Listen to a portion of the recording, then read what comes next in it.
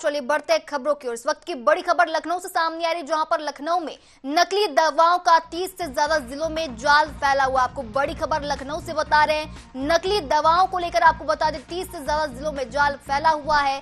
Medical store तक पहुंच रही नकली दवाओं की खेप। सर्दी बुखार से गैस एसिडिटी तक की नकली दवाएं बिक रही हैं। लखनऊ के साथ कई जिलों में नकली दवाओं का नेटवर्क लगातार देखने को मिल रहा है। एफडीए के सामने नकली दवाओं पर लगाम लगाने की बड़ी चुनौती दिखाई दे रही है। लखनऊ समेत 14 जिलों पर प्रशासन की खास नजर देखने को मिली। इस वक्त की आपको बड़ी खबर बता रहे, लखनऊ से मेडिकल स्टोर तक पहुंच रही नकली दवाओं की खेप, तो वहीं सर्दी बुखार से गैस एसिडिटी तक नकली दवाएं पहुंच रही हैं। लखनऊ के साथ कई जिलों में नकली दवाओं का नेटवर्क देखने को मिल रहा है।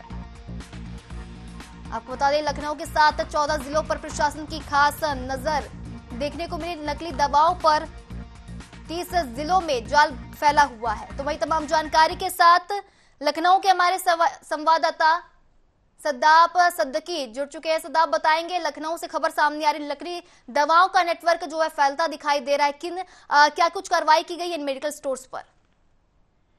देखिए, बिल्कुल आपको बता दें संजना कि उत्तर प्रदेश में नकली दवाओं का काला कारोबार अब सिर्फ बड़े शहरों तक सीमित नहीं रह गया है। राजधानी लखनऊ से लेकर छोटे जिलों और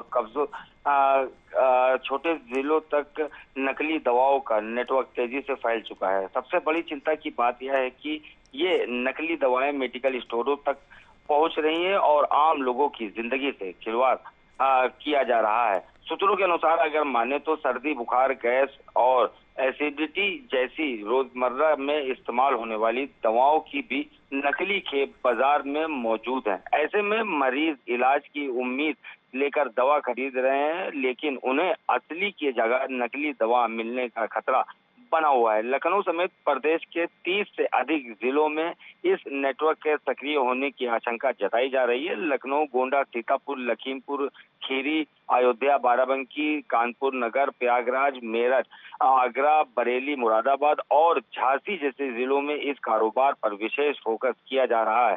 खाद्य सुरक्षा एवं यानी कि एफएसडीए के सामने इस पूरे नेटवर्क पर लगाम लगाने की बड़ी चुनौती है। सवाल यह भी है कि आखिर नकली दवाओं की खेप मेडिकल स्टोरों तक कैसे पहुंच रही है, इसके पीछे कौन लोग हैं और आम लोगों की सेहत से हो रहे इस खिलवाड़ पर कब तक प्रभावी कार्रवाई होगी। इन बड़े सवालों के सवाल खड़े होते हैं।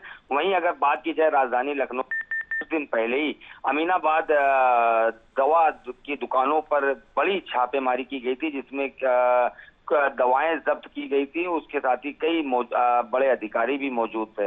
लेकिन जिस तरह का ये मामला सामने आया, ये एक बड़ा सवाल विभाग पर खड़ा होता है। अब देखना यह है कि कब तक ऐसे लोगों पर कार्रवाई होगी, ये अब देखने वाली बात होगी।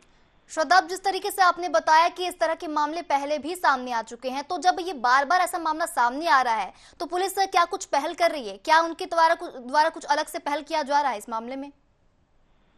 देखिए, बिल्कुल जिस तरह से ये मामले सामने आ रहे हैं उसको देखते हुए अगर बात करें उत्तर प्रदेश की राजधानी लखनऊ की, तो लखनऊ में लगातार इस तरह पर कार्रवाई की जा रही थी। अभी कुछ दिन पहले ही अमीनाबाद दवा की जो दुकानें हैं, जो थोक की दुकानें हैं, वहां पर भी एफएसडीए की टीम वहां पहुंची थी और कार्रवाई की थी, जिसमें कई बड़ी दुकानों पर छापेमारी कर दवाएं जब्त की गई थी। उसमें बड़े अधिकारी भी वहां मौजूद रहे थे। लेकिन जिस तरह से ये मामला सामने आया है, क्योंकि अगर लखनऊ की बात करें तो ये बड़ा शहर है, उसके अलावा जो छोटे जिले हैं वहां पर जिस तरह से नकली दवाएं पहुंच रही है, ये एक बड़ी चुनौती बनती जा रही है। क्योंकि जिस तरह से विभाग कार्रवाई कर रहा है, एफएसडीए की अगर ये बात की जाए तो इनके लिए ये बड़ी चुनौती बनती जा रही है। जी बिल्कुल श्रद्धा, देखा जाए तो लखनऊ में नकली दवाओं के मामले जो लगातार से सामने आ रहे, अब देखना लाजमी होगा कि इस मामले में जो पुलिस है और क्या कुछ पहल करती है। हमारे साथ बने रहिएगा, अगली खबर में हम आपके साथ फिर से जुड़ेंगे।